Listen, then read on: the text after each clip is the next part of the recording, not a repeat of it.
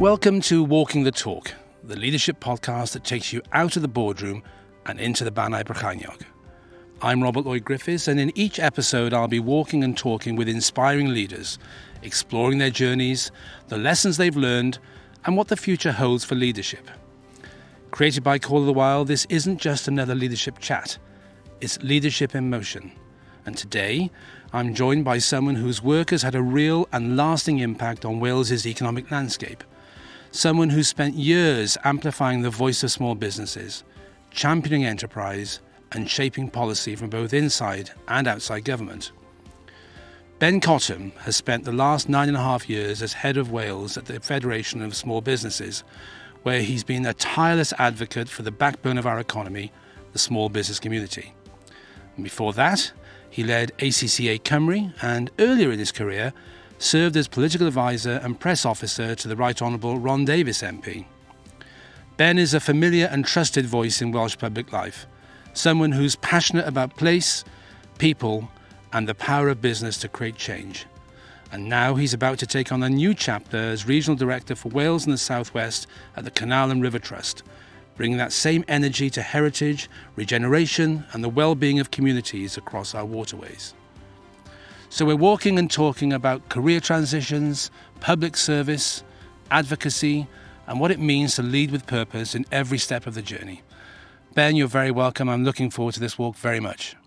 Thanks very much, Robert. Great to be here in this beautiful location with you. Well, let's get on with it then, shall we? Yeah. Okay. Ben, it's a lovely day. It's very hot. It's one of the best days of the year so far. Here we are on the start of our journey. We've come up about half a mile. And I always leave at half a mile to get my breath back. But, it's been a lovely journey so far. The scenery is fantastic. Talking about journeys, take me back, Ben, to where you grew up and also the beginning of your personal journey. Yeah, absolutely. So I was born and raised in Pembrokeshire, in Haverfordwest. I'm a very proud Pembrokeshire boy. Pembrokeshire Boar, I've been referred to as, because but born and raised near Haverfordwest. My dad was used to manage different farm estates, so he was a farm manager. So I grew up on the land, in the landscape. Very much grew up outside. That was my I absolutely love this. I'm not. I'm quite a twitchy person. Always loved to be outside, and I think that comes from. I guess that association with landscape that we had.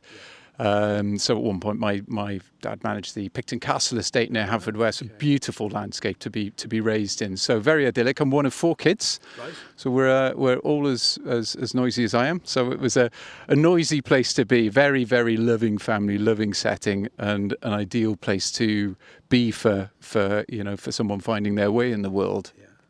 And then when I was 9 years old, I went to Wells Cathedral School in Somerset. I had a voice. I could sing. You had a voice then. You got a voice now. I sing less now. Right. I sang in the church choir back in Haverfordwest. I got a choral scholarship to go to Wells, which was quite a shock to the system. I was 9 years old. It's Haverfordwest to Wells is a long, long way, and so for a 9-year-old, extracting yourself from that environment and going to boarding schools, quite a shock to the system. And I guess that's really, demonstrated quite some resilience at that age to leave mum and dad and your brothers and then move out. Did you understand at that point in your life that this was something pretty momentous? Yeah, I think it's something that, you can see the benefit. You can see what you're going to, what you're going to be experiencing. Nevertheless, though, the wrench, I was quite homesick. Yeah. But I soon, when you're there, you realise you have to adapt to that circumstance. You meet fantastic new people who've now been lifelong friends, ever since. But you have to find your way in groups, and I think that's what it's taught me, is that sort of understanding at an early time where you fit into a team, where you fit into groups of people, what you can offer in that environment, even from an early age. You instinctively get that if you're put into those kinds of situations. And a resilience, you're away from home. And so you're away from, I guess, that maybe the positiveness that normal family life would provide you. It was a very happy setting, nevertheless, but it was away from home. So you have to learn to adapt. But I really enjoyed it. I had some amazing experiences. I went around the world. Went on a world tour to New Zealand, Singapore, sang for the Pope, all sorts of things, experiences that I got that at the time, probably took in your stride. Now, I can plot that. I can sort of pick the thumbprint of those experiences on my life subsequently. Really interesting, and I guess you stayed there until such time as you went from treble to bass or whatever. Yeah, absolutely. My voice broke. It was a bit of a sort of rude awakening. My voice broke, and then you're out. Made the decision. Yeah, you are, and you are. Unfortunately, you are there to. You're there as a chorister. It's a tough business. It is a tough gig. Your voice is insured. You are effectively the property. Your voice is the property of the cathedral. And then I decided to come back to Haverfordwest. So I went to Sir Thomas Picton, our local comprehensive school. My sisters were both there, so it was nice to have a family group there. And and that was and that transition for me was again a bit of a really good grounding actually. Just going from one school system to another school system and understanding, what drives those systems, where you fit into that. And again, a really useful experience for me. Yeah. Apologies to your sisters. I think I mentioned your brothers earlier. Yeah. One brother, two sisters. One brother, two sisters. I'm glad we clarified that. Right. Brilliant. Well, look, let's go up to the next level and we can perhaps pick up the next point and maybe what happened after school years and maybe university and then perhaps your first job. Sure. Okay, Let's go. So, Ben, we've stopped here on a really interesting point, both in terms of Wales' industrial heritage, but also an archaeological aspect. So, where we are, the trams used to traverse up and down, taking the silica to the canals at the bottom in Abercrave. And I think, your new row, which we'll come on to later, so this is pretty pertinent because this is where the canal starts to take the goods to market, really. Absolutely. This is the northern terminus of the Swansea Canal, and at its time, late 1790s, opened in 1794. It's had to climb 374 feet. So it has had 36 locks. So you're talking about in quite short order, only 60 miles or so, a very, very steep incline. Yeah. And an amazing feat of engineering to get all the raw materials that we have around us here down the side of the mountain to the canal, and then into Swansea, and that's we may come on to it. It's an area that's fascinating for me. How this engineering fueled the Industrial Revolution. It's a really important part of Wales' story. Well, this area, the Cribbarth, is a hugely important part of Wales' story. At this time, maybe 120, 130 years ago, 300 people were working on the Cribbarth. That's an incredible feat, really. I mean, they would have had to do the walk that we're going to do every single day, all year round, every type of weather. Amazing, really, when you think about it. Yeah, I know, and very difficult to imagine now, in this beautiful, beautiful landscape on a sunny, breezy day, to imagine exactly what would have been here at the hive of activity. I suppose the humanity that was toiling up here, but everything that supported that as well in the village. You have communities that grew up because of that activity. Yeah. And it's difficult to imagine, but for me as a history fan, it's fascinating to imagine as well. Well, incredible. And if we look to our left, we see right down the valley. I mean, you can tell me what the type of... It's a U-shaped valley, I think. U-shaped valley, yeah. Right towards Swansea. Pretty incredible view, really, today. Not a cloud in the sky, but it looks pretty special, doesn't it? And there's a spectacular geological coming together, if you like, of amazing scenery and what it would have been like millions and millions of years ago. Absolutely. And when I'm walking or running around the landscapes in Wales, I had to pinch myself how lucky you are to have this kind of landscape within pretty easy reach from wherever you are. And I think it's the variety of landscapes in Wales that give everyone a different experience, but inspire, different opportunities in people. Incredible. And we're very, very lucky to live here. So I'm going to do a bit of a DJ link now. I'm going from millions of years ago to 120, 130 years ago to slightly less amount of time. We were picking up on your school days in West Wales and then straight university. And where was that? Yeah, I went to Cardiff University. I went to study journalism at Cardiff School of Journalism, did my undergraduate there. And you're in the late 90s, so at a time of sort of political upheaval. There was a lot going on. You had Cool Cymru, you had Cool Britannia, all of that going on. A fascinating time to go into university and have that sort of reimagining of what Wales is and what Wales could be. You had the conversation about devolution and the vote on the referendum, and that was something that I was, sort of really interested in as during my time in university. And I think university gave me the course that I was doing gave me, I suppose, the tilt towards the career opportunities that I've had subsequently. Something in communication, something in being able to sort of articulate messages to people. And that was, I was very lucky to be taught by some fascinating, inspiring tutors. And then, after university, had the opportunity to go and work for Ron Davies in the Assembly, in the very earliest days of devolution.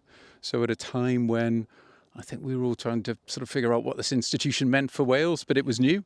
And, and therefore really quite an exciting time to be in an exciting place. As I say, Wales is starting at that point to reimagine what that meant for it. And absolutely different interpretations of that, different viewpoints. But I think being at the centre of all that conversation about what next for Wales was really fascinating. And I was surrounded by, across politics, across business, across civic society, some really inspiring leaders, inspiring characters who, me as a young man early in his 20s, you just try and soak up a bit of that. You try and sort of understand what those leadership figures mean to you and how you can take from that for your own career.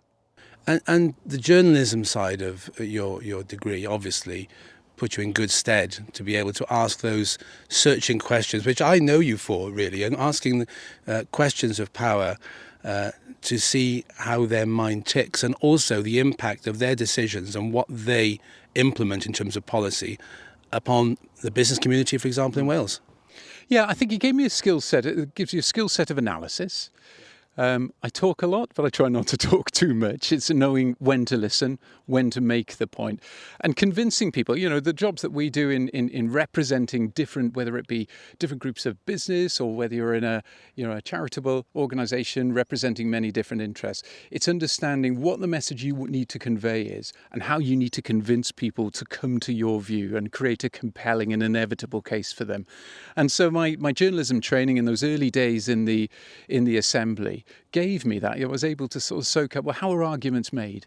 How do we create the case for case for change? If we want to make a bid for change, how do we make a case for change? What evidence do you need? And so, I soaked all that up in my early years, and it has stood me in really good stead. I'm very lucky to have been in roles which give me a spread across sectors. And even though primarily, I've been in and around the business community for many years, it's a role that depends on every other sector of Welsh public life. And so you're surrounded by the different ways in which we make arguments on different issues. Brilliant. Well, let's take a few more steps up and then maybe we'll pick up on some of those themes that you've mentioned. Particularly, I'm interested in your views on leadership. From a very early age in your career, you worked with cabinet ministers. So let's pick that up as we walk along. Sure, yeah.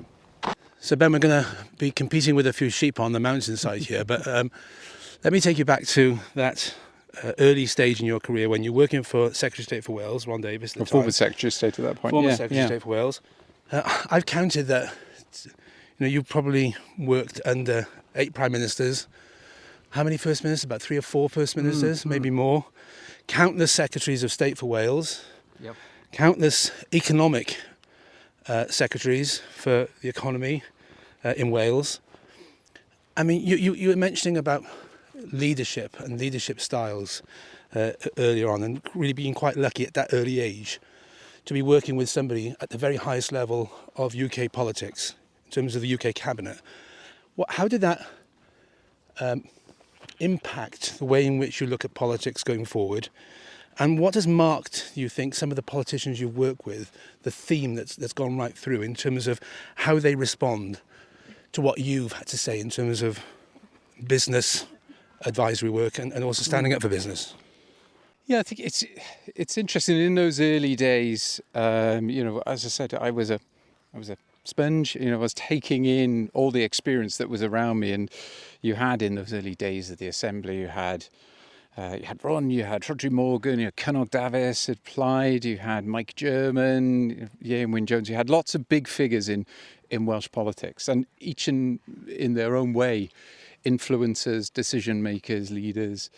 And that's just the political leadership, let alone the organisations that used to come in and out of the assemblies, or leaders from other areas of public life, for instance. So, it was an interesting time just to be, as everyone was navigating what this new institution was, to see all the debates and the new way, hopefully, that we would debate things. I mean, the assembly was founded on this idea of a more consensual politics. I think there can be a debate as to whether we've kept that, but this idea of compelling arguments being heard to create a decision around which many people could gather. And for me, that's quite an attractive proposition. So where we influence as organisations, it is about understanding. It's not simply about kicking down the door and saying this is in the interest of business. We are one voice of many, many different voices in Welsh public life. Where we need something, we have to also create a solution. So it's got to be a compelling case. It's got to be evidence-based, and you have to reach consensus. You have to find some method of consensus. As individuals, we come to decisions and we come to agreement where we find some traction there ourselves. And that's a really interesting process. So it's about being measured. It's about understanding what the other party needs. And it's also about, understanding what to say and what not to say. Yeah. And picking your battles. Absolutely picking your battles. And I think I've been lucky to be in roles that, I felt that I've got a stake and I've got some, role to play in Welsh public life. Yeah. So that's a really nice position to be in. And that's some of the reward for me. I feel I've been useful, and that's all I want to do is just be useful to a cause. And, but part of that is understanding all the pressures of different organisations around you and different needs around you. So there's always consensus that needs to be reached, and there will always be some measure of compromise. And that's, I think, the heart of some of the leadership conversations about how we develop our organisations. It's understanding what those around us need and how we mould that into a decision or a direction. And some of the leadership styles of those senior politicians that you've worked with, they all differ. They all bring with them their own particular way of working. Some easier to warm to.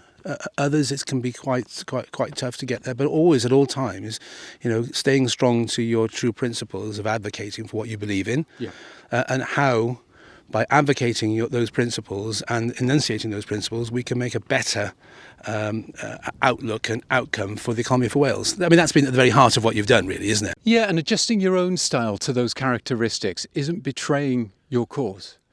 Sort of each character will represent something different to them, and that's not betraying your cause. That's just about understanding the messaging, understanding, sort of how you reach consensus and how you reach a solution that works for all people, and that's influencing, that's decision making at its most basic. So you have to account, and particularly with politics, you have to account for the fact that sort of politicians have to play politics. Now, the difficulty for us in representative organisations, whether it be charity or whether in business, politics is not our world. So we have to find a way of extracting the politics and getting back to the issue, getting back to the message. So you have to account for the politics, but it's very important not to be drawn into that, because when you get drawn into the politics, sometimes you lose your argument. Well, and that's a really interesting point, really. On the one side of what you've done is to influence and talk, authority to power. But on the other side, you've got those who you represent. And, for the last 9.5 years, you've represented the backbone of the Welsh economy, small businesses. Micro businesses make up, we both know, we've sat on enough committees to understand 98% of businesses in Wales are micro businesses. So at the time you have this opportunity to influence power, but you're influencing on behalf of those small businesses who make such a difference in their communities day in, day out. And I'm interested in your view on that sort of two sides of the fence and how you have managed to be both representative and represent the views to politics and politicians. I think the key for representative bodies like FSB or anybody that represents a stakeholder group, you speak both ways, you speak both languages. We're a sort of middle, we're a middle person, if you like. We're there to understand the language of politics and decision making and speak up to them, but with knowing the sorts of conversations that are important to business, but also articulate that sort of political discourse and that decision-making discourse to small businesses, many of whom might feel very, very disconnected from the decision-making process, but nevertheless, the decisions are really important for them. Yeah. But probably most of whom don't want to spend a lot of time understanding how the Senedd works, how decision-making works, how Westminster works even. So we're intermediaries. And so we are almost neither one thing nor the other. But it's important that those intermediaries are there to do the decoding and to do to create the compelling case both ways. I think one of the blessings and, maybe the biggest challenges for me in my role is the membership we represent is everything from a sole trader right up to maybe a high-tech manufacturing operation of 250 employees. We represent everything it is possible to do in business across the whole of Wales. Now that is quite in terms of leadership, in terms of crystallising a single voice. People often say, well, what does business think about this? And that's, in some ways, is a daft question because it's very difficult to find that single view. What we can do is aggregate all the data, all the information, and then package that up in a way that creates a compelling case of influence. And I suppose that is part of the leadership role that I have. It's obviously leading that conversation with our members, leading a multidisciplinary team in Wales, across Wales, that is part of that evidence gathering, that packaging up of that information, and then having that conversation with decision makers to make sure that information, that evidence is compelling enough to do something about it. Have you found it really difficult sometimes to be perceived as being the font of all knowledge on every subject, on every matter, when journalists approach you to speak on behalf of business? It's a big responsibility. It is, and how many times have I felt a bit of a fraud, and I think it is about, you have to be empathetic. You have to understand as best you can the people that you're trying to represent and where they come from. You don't have to be an expert in all areas. Really, it is about, you don't have to represent the detail. You're there to represent, I suppose, give people an in to understanding the detail. When it's something like the media, you're very rarely talking a lot of detail. What you have to do is create a compelling enough case that a politician, a decision maker, whoever else says, that is a compelling argument. I'm going to look at the detail. And brighter people than me deal with the detail of that. I mean, we are an evidence-based organisation. We spend a lot of time surveying, a lot of time getting information that will prove a case. I think you're very bright, Ben, I have to say that. I'm with Ben Cottam, current head of the Federation of Small Businesses in Wales, and we're walking on an amazing, sunny, beautiful day up the Cribbarth, just at the top of Abercrave. So we'll pause a little bit, Ben, and we'll pick up some of those themes that you've mentioned. And I particularly want to talk about when your role came into, I think, real magnification during the COVID crisis and how you represented, along with others, represented business to politicians and to government at a critical time for both society and the economy at large. So we'll pick that up shortly, shall we? Okay, let's do that. Let's hop over this stile. Ben, we're coming up to one of the toughest parts of the walk, so I think we'll stroll on the relative flat before we go up that incline. We might just pause the conversation and then work our way to the top and then pick it up. But talking of tough times, COVID was a hugely tough time for Wales, tough time for business, tough time for the economy, tough time for all those people who suffered dreadfully with that terrible virus and lost loved ones and families and lost businesses and set business and the economy back incredibly. And I know because I was on so many meetings with you, and I know that you were on so many more meetings, you represented business supremely well during that time. Cometh the hour, cometh the individual.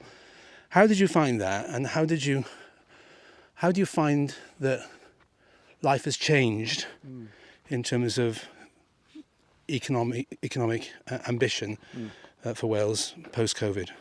I think it was for all of us, no matter where you were in sort of Welsh life, nothing will have ever prepared us for that. And it was everything all at once. And I think there are two parts to this, I guess. There is the job you're doing, and representing the interests of smaller businesses and making sure that they are protected, making sure that their voice is heard. And then there is your personal perspective. And it was very challenging personally for me because, as with everyone else, that all came at once. Yeah. Just as we were trying to get our heads around what the virus meant to the economy and to small businesses, we were, on the other half of our mind, we were thinking about what does this mean for me and my family? Sure. But no time to really stop and think too much about that because everything was moving at such a pace. I think what we did see in Wales, though, was organisations. Yes, we had our own groups that we had to represent, and so many small business owners felt in fear of their livelihoods, all at the same time. But we had organisations, and I think we have characters in Wales, and it's partly the way that Wales works, that said, we know we have to come together. We know we have to come around with all sorts of different actors and players in Welsh society to help inform and to help navigate this. Yeah. And it's not for me to critique the decision making or any of the decision makings. I saw during that period across politics, across business, pained faces, people making difficult decisions. You have to account for that. There is no perfect solution. And I think we navigated our way as best we could. I found it very difficult to switch off personally in the evening, and quite often, your very early mornings, very late nights, you would have a briefing on a Friday afternoon from the First Minister announcing new restrictions or measures, and you had to respond to that, and that was the start of your weekend. So there was no real time to switch off, but it did create for me relationships and a community of colleagues and friends that are really important to me, that I see as impressive and inspirational leaders in their own space. And I would describe it as a time that I felt most useful in my career. So as strange as that sounds, and as painful, as difficult it was for individuals and business owners, for instance, you felt like you were conveying something. You felt like the decision might not be perfect, but you knew that you could be part of the decision-making process. So I think there is a stamp on Welsh public life and that, in terms of the relationships. We often call Wales a village, and it is. And that is great, but it's also, sometimes that can make you a little bit complacent, that we all know each other really well, that we can access each other well. Maybe that does make us a little bit complacent. But for me, my career and my leadership roles, that's been really helpful because there are relationships. You reach out across the sectors to people's experience, which is really important to you. I think, though, we have seen, in terms of the economy, we still see the thumbprint of COVID. Yeah. It's, we've got an economy, particularly in areas like retail and hospitality, they just haven't really recovered because we went from COVID into a cost of living crisis, energy crisis, all the same things that were happening to retail during COVID. People not being able to, or unwilling to go out and shop on the high street, for instance. To some extent that's been felt since. So we've got an economy that's still recovering, and we've got areas of society that are still recovering. And so, effectively what we're doing in informing decision making is really helping repair still what is, the worst of the impacts of COVID. But it was, a very difficult and testing time, and, for many more people than, much more impacted than I was. But in terms of my career, I felt very, very tested. But I also saw the best of many other colleagues in other organisations as well. And I think one point I would make, it's very easy for us to point at politicians of all colours, and it's very easy to point to things like the civil service. I saw people struggling, personally themselves, as everyone was, with having to do all this. It's like a maelstrom, and struggling with the decisions they had to make. And I respect that. For whether I agreed with the decision or not is neither here nor there. It's respecting and coming back to the fact that leadership is about understanding the people around you and what motivates them, and it is about accounting for that rather than discounting that, because we have to still see the humanity in the conversations we have. Very much so, and I think we both saw those politicians and officials really struggling to come to terms with the enormity of the decisions that they had to make. And those of us that were in some of those meetings at the time recognised that it was the very best of times amidst the very worst of times. But I remember a sign in a shop. I live in Robina in Cardiff, and there was just the word hope. Yeah. And I think that's where we were all sort of searching for what we were all searching for.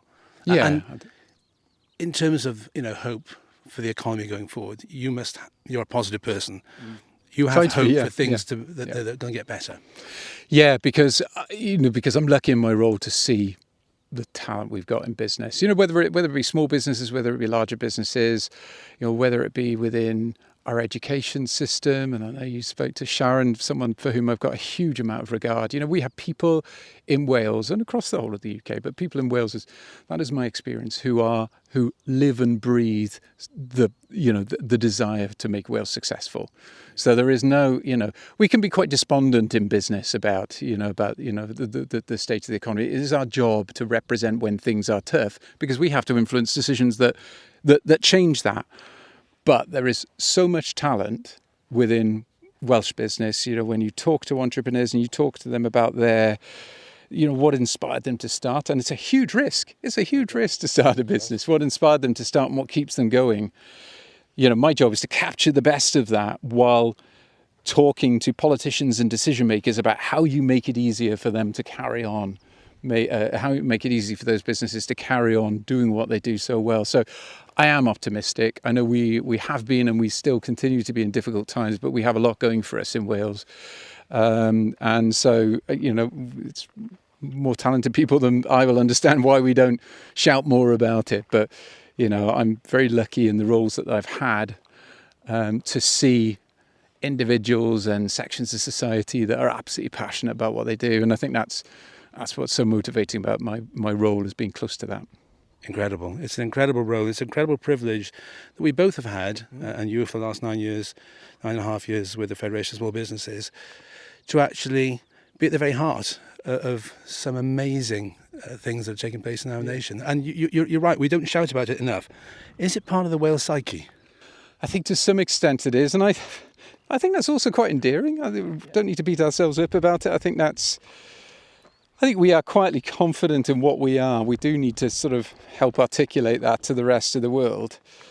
But I'm no more passionate, and I'm never so passionate about being from Wales and in Wales than when I'm abroad and able to talk about what Wales is for people maybe who don't know Wales. My wife's from Ohio in the States, and so variously over the last 20 years I've had lots of conversations with people talking about what Wales is, what it means, its history, particularly its migration, the impact of that migration, particularly in areas like Ohio, where it's huge Welsh immigration into Ohio in the 19th century. So, that's a starting point. That's a reference point for people. And I talk a lot, as I said, and I get very passionate about when I'm able to talk about what Wales is, because we're small and we're not obvious. Yeah. And so you get to tell a story. And I think that's great fun. Well, talking a lot is great on a podcast, Ben, and we're really pleased that you're doing so. I'm with Ben Cottam, currently the head of the Federation of Small Businesses, and we are about to walk up an incline, which is probably far too steep for us to continue talking until we get to the top. Are you okay to just to pause a minute, Ben? Yeah, I think we're probably better. Okay, let's do so.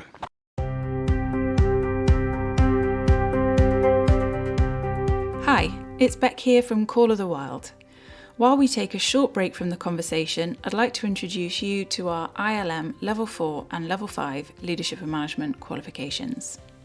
If you're looking to develop your leadership and management skills, these courses offer complete flexibility, allowing you to learn in a way that fits your life, your career, and your goals.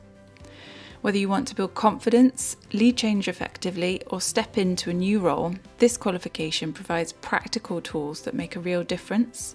And if you have a team who could benefit, we offer cohort learning options to maximise impact across your organisation. Fully funded places are available in Wales right now, so it's an excellent time to invest in your future. You can find out more at callofthewild.co.uk or follow the link in the show notes. Now, back to the conversation.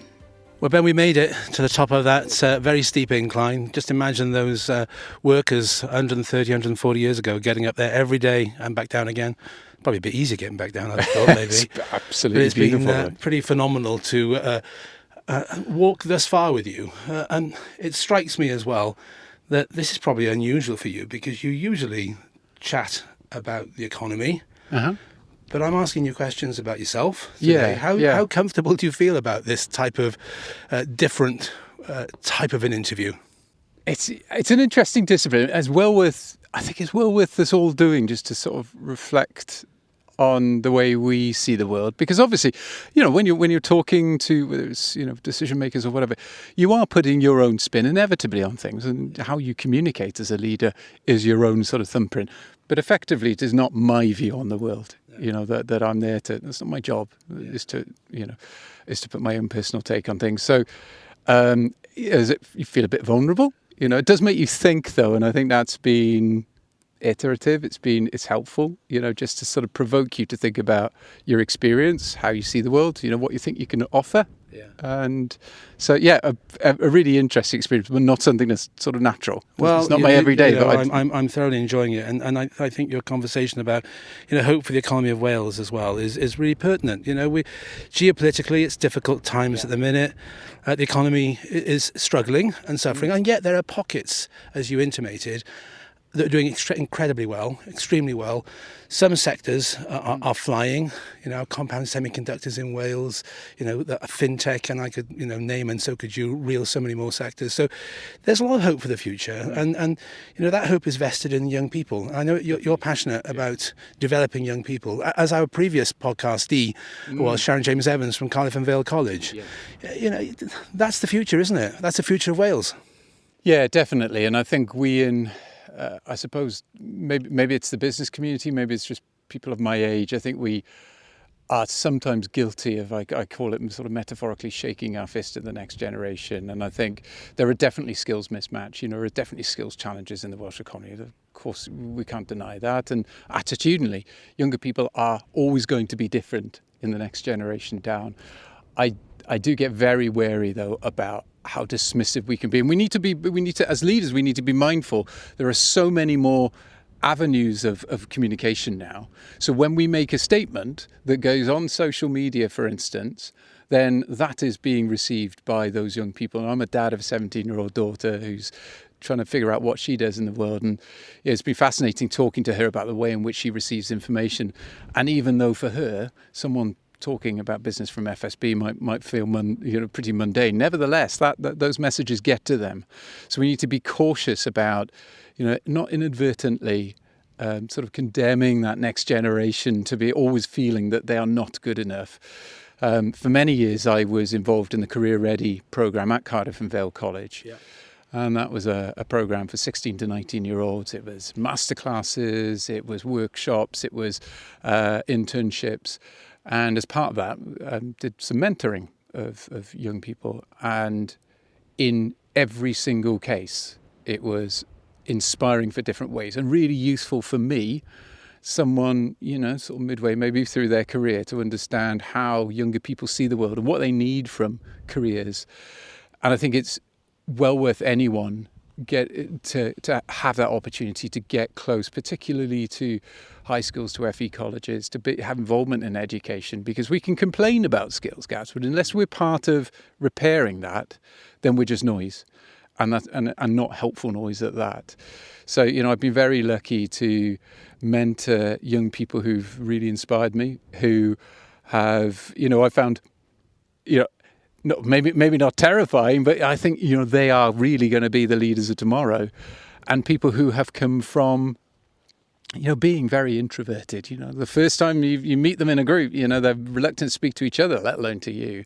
And programs like that and our colleges and schools, help open them up to all sorts of opportunity. Our job as leaders and our job as a business community is to bridge that gap, that they get the opportunity to put that development into practice. But it is, I think, younger people are almost certainly the best asset that we have in Wales. So we need to be very mindful about how we speak about them and to them.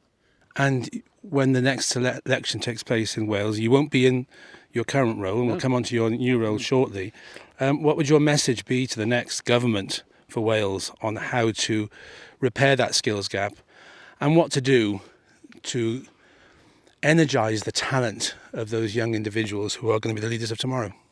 Well, firstly, I think we need to repair the link, a broken link between education and business, or education and employment. We've seen a massive erosion of funding through some of the mechanisms that do bridge that gap, that do that matching work between business and younger people.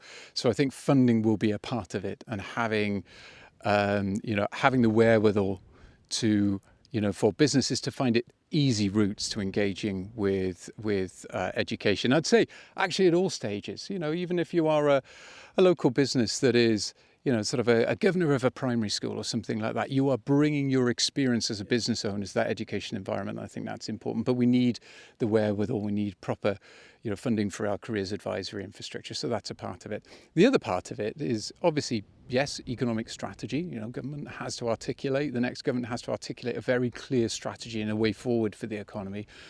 Beyond that, realistically, it's our job. It's our job. We can't lay all this at the doors of decision makers and say, right, build us an economy, because we'd be the first to say that a successful economy is built on the back of successful businesses. So we have to own our stake, and we have to claim our stake in that, and make sure that, particularly with young people, we are willing to meet them halfway, rather than folding our arms and saying, you're not good enough, but, when you get good enough, come to. I think communities have to come together and meet halfway.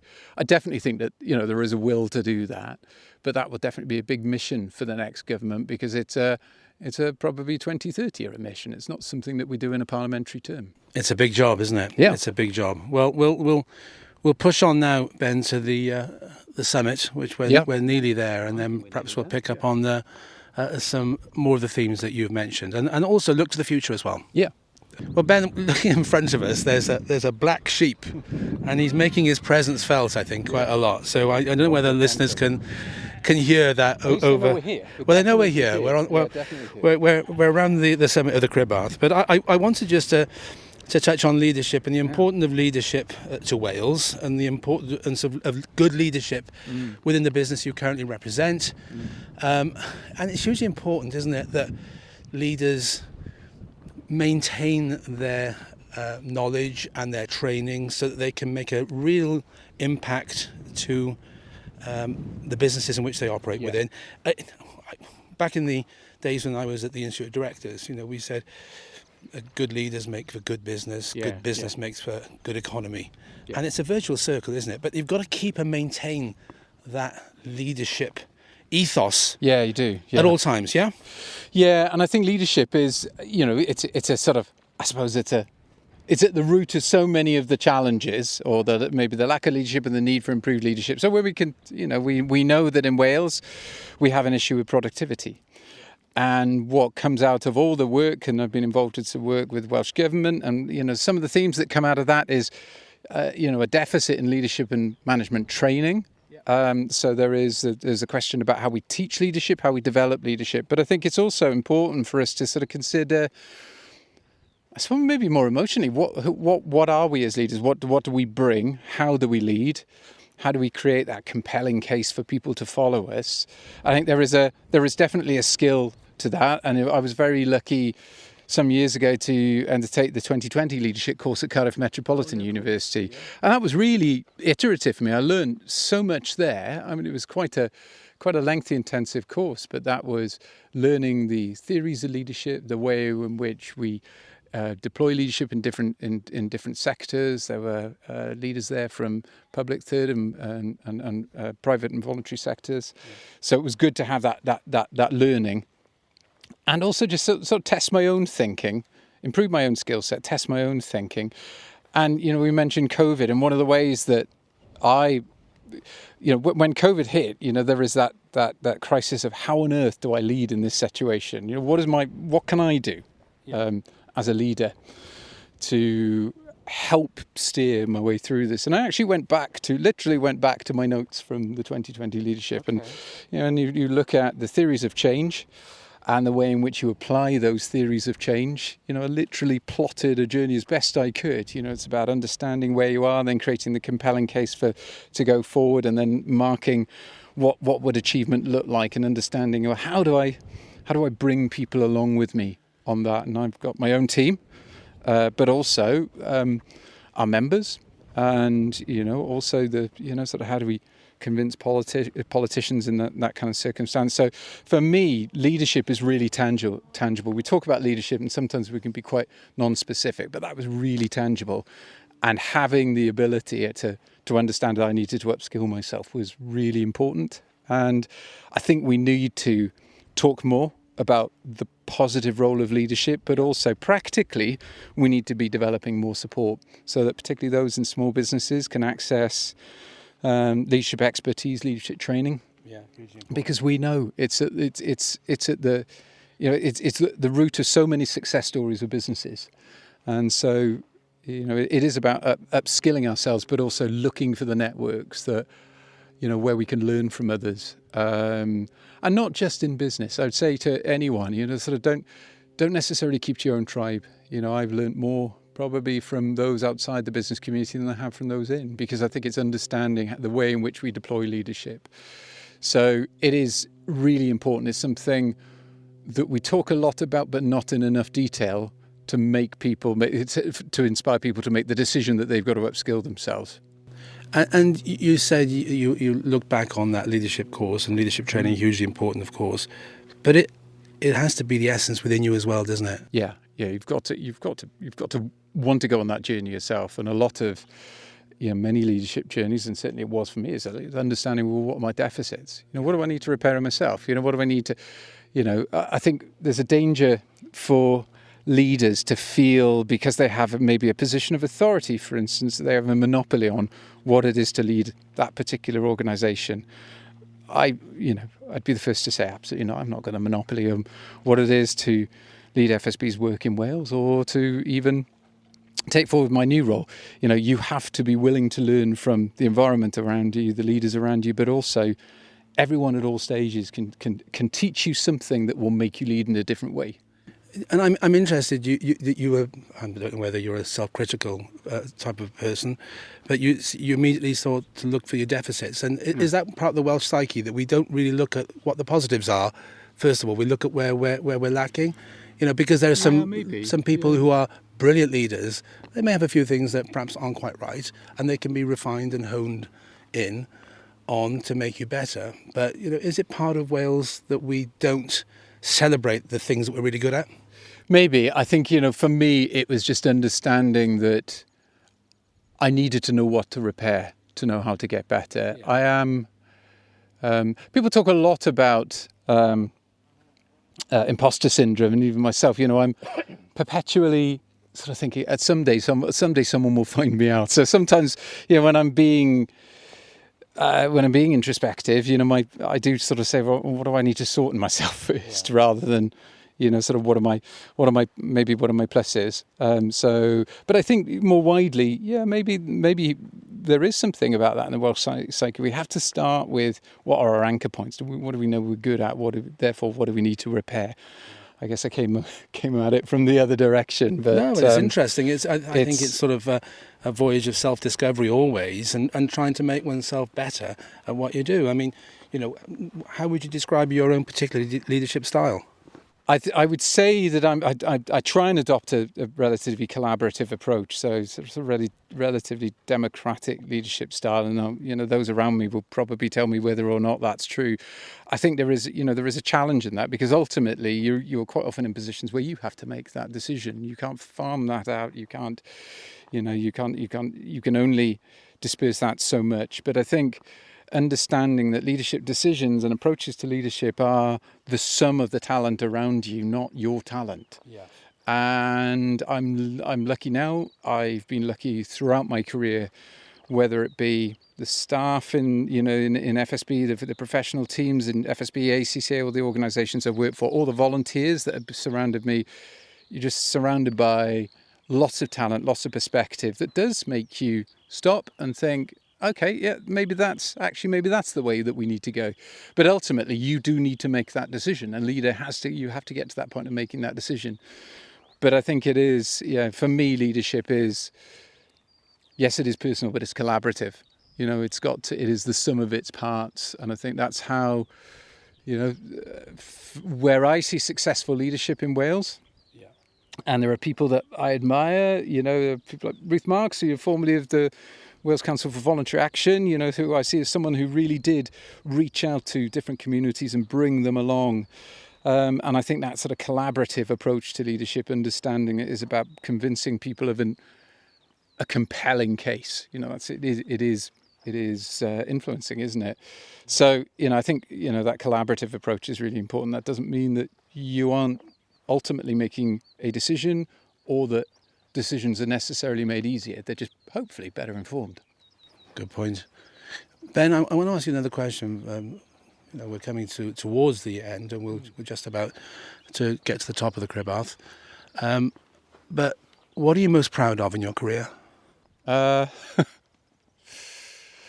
think really I'm just most proud of the situation, I suppose, I've been in. I've been lucky to none of my roles have been planned. I've been fortunate to sort of almost chance upon some brilliant roles that have given me personal space and growth, that have allowed, hopefully, me to sort of, I suppose, give the best of the talent that I've got available, but also organisations that have given the space. So whether I am grateful to have made some contribution to different areas of Welsh life and to have been in the position of meeting lots of great organisations and great people that have allowed me to do that. So whether it's pride or just feeling blessed that you've been in that position, and that career satisfaction, for me is just, as I said, about being or feeling useful. Yeah.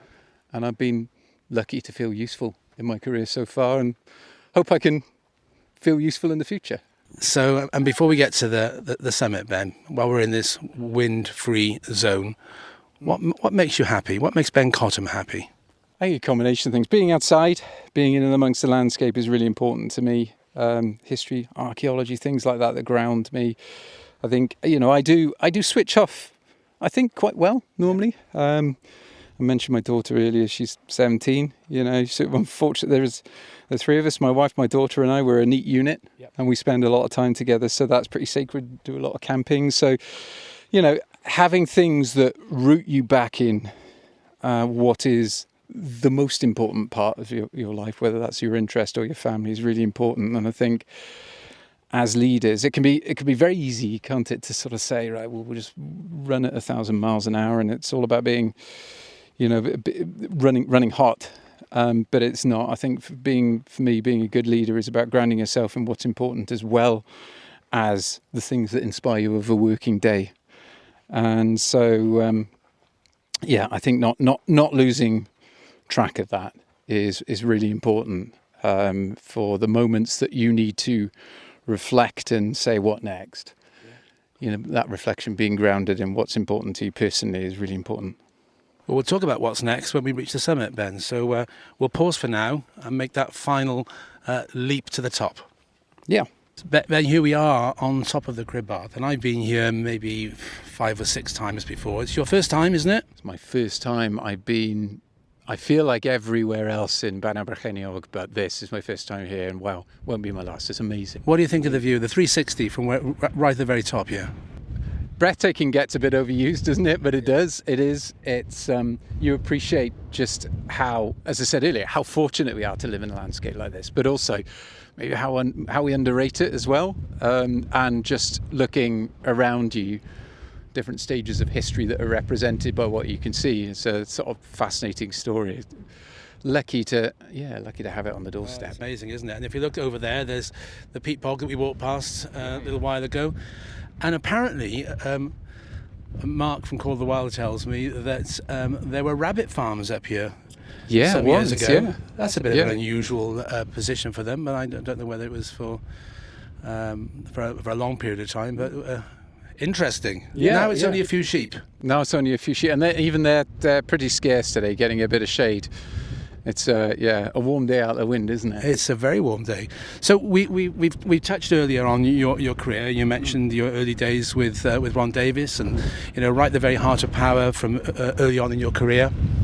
And then we sort of glossed over the time that you worked for ACCA, the accountancy body, and I know only too well, working for ICAEW, how fascinating that is, because accountants, either run businesses or are on the senior boards of businesses, or they advise businesses on how to run their businesses.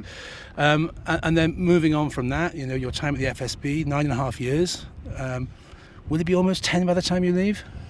It'd be 10 at Christmas. 10 at Christmas. Yeah, 10, 9.5 years. Yeah. And then an exciting new challenge. And tell us about that new challenge. Tell us what you're going to be doing, and why it means so much to you. Yeah, so I'm going off to be Regional Director for Wales and South West England for the Canal River Trust. So that is the charity that is steward for our waterways, our canals and waterways around the UK. What used to be, many years ago, people might have known it as British Waterways. Okay, yeah. And transitioned to a charity in 2012. And since then, has built up, obviously, it has these amazing historical environmental assets. Yeah.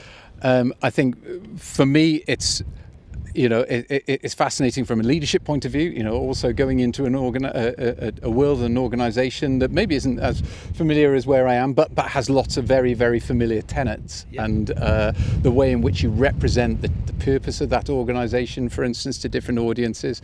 But also for me personally, being someone who's sort of passionate about history, archaeology, industrial heritage, having my own sort of personal stake in that story and helping in my own small way sort of care for and promote those assets is really is something that really excites me. I think canals, they are, so they're the ribbons through our communities. They appear very, very quiet, serene, peaceful and passive, which they are, and a lot of us seek them out for that. But they are also places where people live. They are places where people work. They are places where people obviously seek opportunities for well-being. There's all sorts of different, not necessarily competing, but different ways in which people use those waterways. And so to be part of an organisation which is there to champion that, also they're at, the role of those waterways for the environment is really, really exciting. I think also, though, these aren't inevitable landscapes. They're not inevitable. They require a huge amount of maintenance, a huge amount of support. Canal River Trust is a charity, so it needs support from the public and different communities. But also, even not far away, the Monmouthshire and Brecon Canal has its own challenges in terms of constrictions of water supply, and that's a burning platform to resolve that, and that will be part of my role when I come in a couple of months. Yeah. But I am any transition in your career is always sort of one way you take stock, you pause and you think about what can I bring. I'm very lucky to be moving to an organisation that is just rammed full of passionate people, passionate staff, but also passionate volunteers. Because volunteering is at the heart of the Canal and River Trust and what it does, and how on earth it is able at all to maintain those waterways. So, being a part of that is really exciting. Yeah. But it will be a sad departure from FSB, an organisation I am hugely fond of, and similarly full of people with passion. It's excited. But a chance to sort of take stock and be thankful for the opportunity I've had with FSB. And of course, the canals being a remnant of our industrial heritage is what we've seen around us today as we've made the climb up the Gribbarth. Yeah, absolutely. And as I said, this is the northern terminus of the Swansea Canal. This is part of the Swansea Valley story. It's part of the industrialisation story, and it's probably a story we need to tell more. The role of those waterways. They were the highways of their time. If you look at the 50 years, effectively canal construction in its main covered 50 years of late 18th century into the 19th century. A phenomenal amount of construction. In that there are stories of industrial barons. There are stories of the workers, the navigation, the navvies that dug those canals. There are communities that have grown up around them, and then there is now how we choose to engage them and have them as spaces that mean something to us. So they are almost like contemporary heritage. You know, they're a part of Wales's story, but they're also, for me as a runner, for instance, that is how I like to, you know, I run canals quite a lot, and that is my engagement with them. We all have our own part of engagement with canals. And I guess my final point in that is that is part of the challenge. So canals are where they are. How do you create an affinity with the canal and waterways network in Wales and the southwest of England, where people don't have that on their doorstep? So how do you provide access? And one of the great things about our waterways and canals is, you know, the towpath is free to access. You can go walk, you can go and run it, you can seek that solace, you can seek that opportunity for free, and that's a central part of what the Canal River Trust is there to adopt and to pioneer. Well, I think it's going to be an amazing opportunity for you, and I think you're going to do supremely well with that role. You speak with great passion and enthusiasm, and you've spoken with passion and enthusiasm for so long on behalf of Welsh business. And I think I said to you privately that, you know, Welsh business owes you a debt perhaps that they will never realise for the impact that you've had during the last 9.5 years and before then, particularly during COVID and during the economic crises of recent years. So, you know, it's an opportunity for me, on behalf of, I think, many, to say thank you so much for all that you've done for Welsh business in your current role, and to wish you every success for the future. And I think, you know, with the passion that you've so eloquently outlined, you'll do an amazing job. So we wish you all the best. That's very kind. It's been an exciting journey. It's been nice to have the opportunity to be in a role where you can engage lots of different communities and people that inspire you. So yeah, I've been very lucky to be where I am, and I'm excited about where I'm going. Fantastic. Good luck. Thank you. Walking the Talk is hosted by Robert Lloyd Griffiths and created and produced by Call of the Wild, with editing support from Buffoon Media.